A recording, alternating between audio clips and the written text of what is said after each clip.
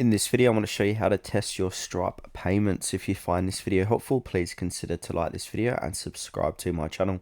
In saying that, let's just jump straight into the video. Okay, so what we first need to do is head on over to your dashboard inside of Stripe. Then from there, sign into your account. Now, once we've signed in, we want to go ahead and toggle test mode on. So it should say here, switch to live account.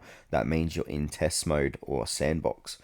Now, in order to test your card or to test payments, want to click on the plus icon to click on create. Now once we click on create, we've got a few different options. We can create or simulate a test invoice, test subscription, test payment link, or test payment.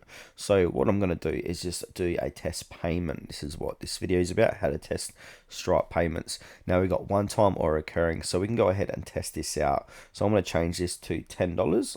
Now we can change the currency. I'm going to keep it Australian. Then we can find a test customer. We can put in description, a statement descriptor. Payment method, we can manually enter card details in.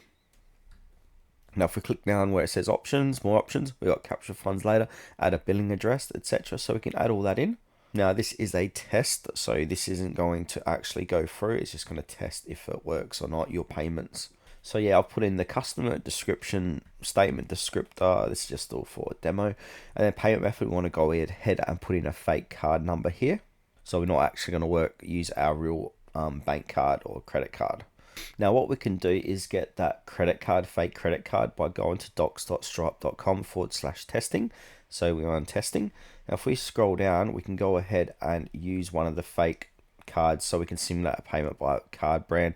So to simulate a successful payment for a specific card brand, use test cards from the following list. Cross-border fees are assessed based on the country of the card issuer.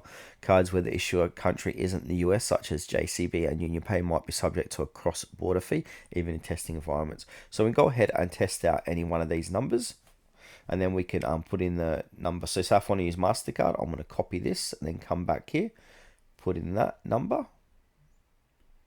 So that's the number, and then the month, CVC, and zip. So this is the date. It can be any date feature. CVC, any 3 digits. So I'm going to just do the first 26. Now they want, make sure it's the month first. So month, and then I'm going to do, say, 29. CVC and zip can be any number. Then from there, we can go ahead and click on submit payment.